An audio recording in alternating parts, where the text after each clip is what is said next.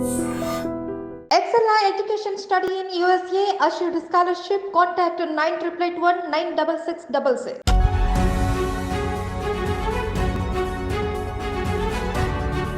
నమస్తే, నేను Kavitha. Welcome to I dream news. Delhi liquor కేసుకు సంబంధించి ఒక అడుగు ముందుకు పడింది. కవిత ఇంటి మీద ఈడీ రైడ్స్ జరుగుతున్నాయి. ఢిల్లీ నుంచి వచ్చినటువంటి టీం చేస్తోంది. ఓవరాల్గా ఏం జరగబోతోంది? కరెక్ట్గా ఎన్నికలకి ముందే ఈ పరిణామాలు ఎందుకు చోటు చేసుకుంటున్నాయి? ప్రస్తుతం మనతో పాటుగా ఉన్నారు పొలిటికల్ అనలిస్ట్ ప్రకాష్ గారు. ప్రకాష్ గారు, నమస్కారం అండి. సో ఈ ఢిల్లీ లిక్కర్ కేసుకి సంబంధించి ఎప్పటి నుంచో పెండింగ్లో ఉంది. తన్ని సిబిఐ అటెండ్ అవ్వమంటే తను వెళ్ళలేదు. ఆ తర్వాత సుప్రీంకోర్టులో అది కేసు పెండింగ్ అయింది. ఇప్పుడు సడన్గా మోదీ ఇక్కడ తిరుగుతున్నారు, తెలంగాణలో ప్రచారం అవుతోంది అండ్ షెడ్యూల్ కూడా రాబోతోంది. ఇప్పుడే ఎందుకు ఇలాంటి పరిణామం? ఎప్పుడు మొదటి నుంచి మనం అనుకుంటున్నాం ఈ ఈడీ సిబిఐ అనేటి కేంద్ర ప్రభుత్వంలో ఏ పార్టీ అధికారంలో ఉంటే వాళ్ళ చేతుల్లో ఒక పావులుగా వెపన్స్గా ఉపయోగపడుతున్నాయని దాన్ని కరెక్ట్గా నిరూపిస్తున్నది ఇప్పటి సందర్భం. ఇప్పుడు ఈ దాదాపుగా 5-6 సార్లు వాళ్ళ అధికారులు వచ్చారు, ఆమెను ఇంట్రాగేట్ చేశారు, ఆమెను ఢిల్లీకి పిలిచారు, అక్కడ ఇంట్రాగేట్ చేశారు. కొన్నిసార్లు రమ్మన్నప్పుడు ఈమె పోలేదు, సిబిఐ వాళ్ళు రమ్మన్నప్పుడు. అంటే ఇదంతా ఎలక్షన్స్ను దృష్టిలో పెట్టుకొని 2 సార్లు వచ్చాయి ఎలక్షన్స్. అప్పుడేమో అసెంబ్లీకి, ఇప్పుడు పార్లమెంట్కి. ఈ ఎన్నికలల్లో ఈమె ఒక అవినీతి పాల్పడ్డది, ఈమె లిక్కర్ స్కామ్లో ఉన్నది అనేది బాగా ప్రచారం చేయడం వల్ల బీజేపీ కొంత లబ్ధి జరుగుతుందేమో అనేది వాళ్ళ ఆలోచన. లాస్ట్ టైం వాళ్ళు ఆ ప్రచారం బాగా చేయడం వల్ల కాంగ్రెస్ కొంత లబ్ధి దొరికింది, వాళ్ళకేం దొరకలేదు. ఈసారి కొంత పార్లమెంట్ ఎలక్షన్స్ కాబట్టి బీజేపీ పోటీలో ఉంది. ఇంతకుముందు ఏంటంటే కొన్ని స్థానాల్లో మాత్రమే వాళ్ళు గట్టి ఫైట్ ఇచ్చారు. ఈసారి ఏంటంటే వాళ్ళు 10 సీట్లు ఎక్స్పెక్ట్ చేస్తున్నారు. కాంగ్రెస్కు వాళ్ళకి మధ్యనే పోటీ ప్రధానంగా ఉంటుంది అనేది కూడా వాళ్ళు అనుకుంటున్నారు. ఎందుకంటే దేశాన్ని రూల్ చేసే జాతీయ పార్టీలు కదా ఇవి. ఒకవేళ టీఆర్ఎస్కు ఓట్లేసి గెలిపించినా కూడా వీళ్ళు ఢిల్లీ స్థాయిలో ప్రభావితం చేయలేరు కదా అనేది ఒక ప్రచారం చేస్తూ ఉన్నారు. అంటే వాళ్ళ ప్రచారానికి ఉపయోగపడుతుందనే ఉద్దేశంతో ఈడీతో ఈ రేడ్లు చేయించడం ఇదంతా కూడా జరుగుతూ ఉంది. ఇంత ప్రహసనం అవసరం? ఒకవేళ నిజంగానే ఈడీకి చిత్తశుద్ధి ఉంటే మొట్టమొదటిసారి ఆమెను ఇంట్రాగేట్ చేసినప్పుడే ఆ రేడ్స్ చేయాల్సి ఉండే, ఆధారాలు దొరికితే అప్పుడే అరెస్ట్ చేయాల్సి ఉండే, అప్పుడే కోర్టులో ప్రొడ్యూస్ చేయాల్సి ఉండే. ఇంత నాన్చడము ఇది ఒక అసాధారణమైన ప్రక్రియలాగా మారింది.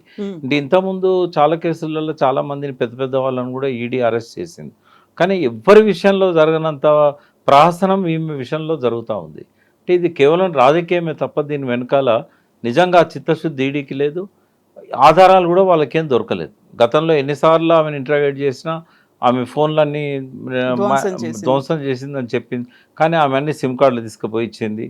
అంటే ఎక్కడ ఏ ఆధారం దొరకలే. కేవలం ఒకే ఒక వాంగ్మూలం ఏంటంటే అందులో ఒకరిని అప్రూవర్గా మార్చి అతనితో స్టేట్మెంట్ తీసుకున్నారు.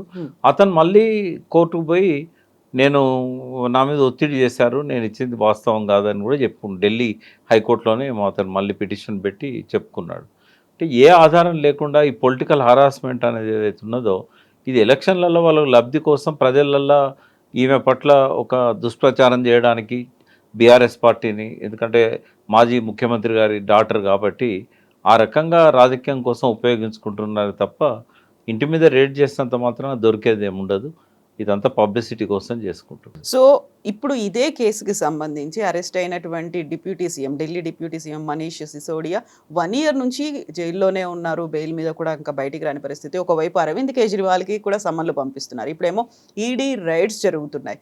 ఇది ఇలాగే కంటిన్యూ అవుతూ ఉంటే నెక్స్ట్ ఏం జరుగుతుందంటారు? అంటే ఎట్లుంటుందంటే ఈ పార్టీలకు ఉన్న సంబంధాలను బట్టి నేరస్తులను కాపాడడం కానీ, నిరపరాధుల మీద దోషులుగా ముద్ర వేయడం కానీ ఇవన్నీ జరుగుతూ ఉన్నాయి. అంటే న్యాయస్థానాలు కొంచెం వీటికి అతీతంగా ఉండే, సిబిఐ ఈడీ లాంటి వాళ్ళు ఛార్జ్షీట్లు పెడతారు, కానీ తీర్పులు చెప్పాల్సిన న్యాయస్థానాలు కూడా ఇప్పుడు నేనేమన్నా అంటే కంటెంప్ట్ ఆఫ్ కోర్ట్ అవుతుంది. ఇంతకుముందు నేను కంటెంప్ట్ ఆఫ్ కోర్టు కేసులో ఒక 7 సంవత్సరాలు హైకోర్టు సుప్రీంకోర్టు తిరిగి అందులోంచి బయటపడ్డాను. ఎందుకంటే ఒక ప్రివిలేజ్ ఉంటుంది జడ్జెస్కి, ఎవరు ఏమన్నా కూడా దాన్ని వాళ్ళు సోమోటో తీసుకొని మనల్ని కోర్టుకు లాగుతారు, మిమ్మల్ని నన్ను కూడా లాగుతారు. కాబట్టి నేను దాని మీద మాట్లాడదలుచుకోలేదు. బట్ నిష్పక్షపాతంగా న్యాయ వ్యవస్థ ఉండాలి. బట్ పొలిటికల్ రాజకీయ ప్రయోజనాల కోసం పెట్టే కేసుల విషయంలో రాజకీయ ప్రత్యర్థులను లాగడం ఇట్లాంటి విషయాలలో ఏదైతే ఉన్నదో ఈ కొంత హద్దులు దాటుతున్నారేమో అని అనిపిస్తూ ఉన్నది. ఎలక్షన్స్ టైంలో అరెస్ట్ చేయడము, మళ్ళీ వాళ్ళకి బెయిల్ రాకుండా చూడడము.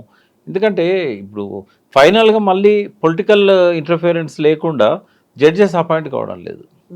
ఇక్కడ నుంచి సుప్రీంకోర్టు దాకా కూడా ఏ జడ్జి అపాయింట్ కావాలన్నా మళ్ళీ కొలీజియము, తర్వాత సిఫారసులు త్రూ చీఫ్ మినిస్టర్ ఆఫీస్ ద్వారా ఫార్వర్డ్ కావడం హైకోర్టుకి అయితే, సుప్రీంకోర్టుకి అయితే మళ్ళీ అక్కడ పొలిటికల్ ఇంటర్ఫియరెన్స్ ఇట్లా ఉండడం వల్ల ఒక నెక్సెస్ అనేది ఇప్పుడు అంబేద్కర్ రాజ్యాంగాన్ని రాసినప్పుడు ఆయన ఆశించింది ఒకటి, ఈ 70 ఏళ్ళుగా జరుగుతున్నది ఇంకొకటి. అంటే దీనివల్ల స్వచ్ఛత అనేది కొంత మరుగున పడింది. ఇప్పుడు మనీష్ సిసోడియాని ఎందుకు 1 year జైల్లో ఉంచాలి? ఒకవేళ ఇప్పుడు ఎవరికైనా అతను దోషి అని రుజువు అయ్యేదాకా శిక్ష వేయకూడదు. బెయిల్ లేకుండా జైల్లో పెట్టడం అనేది ఆ శిక్షతో సమానం. అది ఎవరి విషయమైనా కూడా అది వాంఛనీయం కాదు. ముందు బెయిల్ ఇవ్వాలి. బెయిల్ ఇచ్చిన తర్వాత కోర్టుకు రెగ్యులర్గా అటెండ్ అవుతున్నాడా లేదా అని బయట ఉంటే ఏం చేయగలుగుతాడు సిసోడియా? సాక్ష్యాలు తారుమారు చేయడానికి కొంత అవకాశం ఉంటుంది కాబట్టి బిగినింగ్లో ఒక 15 రోజుల్లో ఛార్జ్షీట్ వేసేంతవరకు జైల్లో పెడితే అర్థం ఉంది. ఛార్జ్షీట్ను కూడా ఏళ్ళ కొద్దీ పొడిగించడం అనేది కూడా కరెక్ట్ కాదు. 90 రోజుల లోపల ఛార్జ్షీట్ వేయాలి, లేకపోతే బెయిల్ ఇవ్వాలి అనేది సుప్రీంకోర్టు రూలింగ్సే ఉన్నాయి. అయితే ఏ వ్యవస్థ సరిగా లేదు. దానివల్లనే ఇటువంటి ఈ బీజేపీ లాంటి పార్టీలు రేపు కాంగ్రెస్ వచ్చినా కూడా ఈ వ్యవస్థలన్నింటినీ వాళ్ళ గుప్పిట్లో పెట్టుకోవడానికి వాళ్ళ అవకాశాలు ఏర్పాటు చేసుకున్నారు. అధికారులను వాళ్ళ చెప్పు చేతుల్లో పెట్టుకుంటున్నారు. ఎన్నిసార్లు సిబిఐ డైరెక్టర్గా నియమించినప్పుడు కోర్టులలో పోయి వివాదాంశమై కోర్టులు వాళ్ళని పక్కకు పెట్టి మళ్ళీ వేరే వాళ్ళని అపాయింట్ చేయడం, ఇదంతా మనం చూసాం. ఇదంతా కూడా అంటే అదే క్రమంలో మనం ఈ లిక్కర్ కేసును కూడా చూడాలని నేను అంటున్నాను. సో ఇప్పుడు ప్రస్తుతం ఉన్నటువంటి పరిస్థితుల్లో ఏం జరుగుతుంది అనుకుంటున్నారు? ఎందుకంటే తను సిబిఐ పిలిచింది వెళ్ళలేదు, బట్ ఈడీ డైరెక్ట్గా వచ్చి ఇక్కడ సోదాలు నిర్వహించడం అనేది కవితకు అనుకూలమే. ఇది తేలిపోతుంది కదా. ఇప్పుడు ఆమె నిరపరాధి అని మొదటి నుంచి చెప్తున్నది. నిజంగానే ఆధారాలు ఉంటే ఇంతకాలం ఆగేవాళ్ళు కూడా కాదు వాళ్ళు.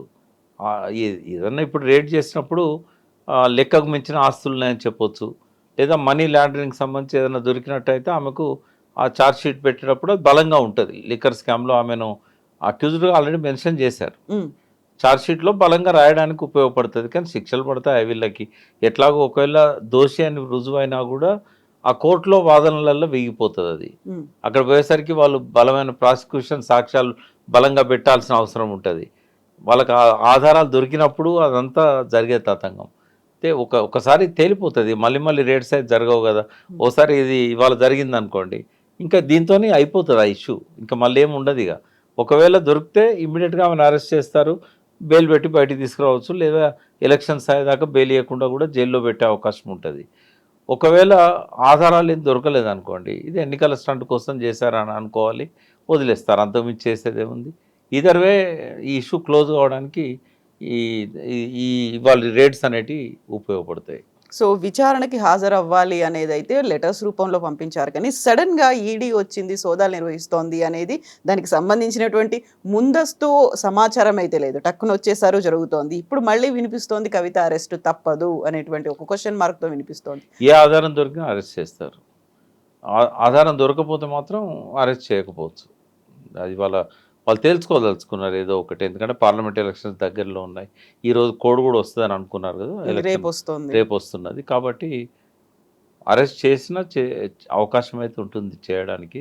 ఎందుకంటే కొంత బీఆర్ఎస్ని దెబ్బతీయడానికి బీజేపీ పూర్తి సిద్ధంగా ఉంది. ఎక్కడ కూడా వీళ్ళకి ఇంటర్నల్ అండర్స్టాండింగ్ కానీ ఆ స్నేహం, ఆ సయోధ్య ఎక్కడ కూడా లేదు. లేనప్పుడు ఏంటంటే అరెస్ట్ చేయొచ్చు.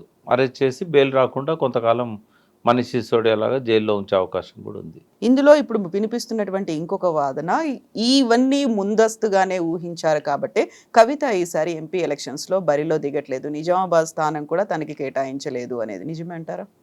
కారణం కాదు అది. ఒకటి ఏంటంటే ఆమె ఎమ్మెల్సీగా ఉంది.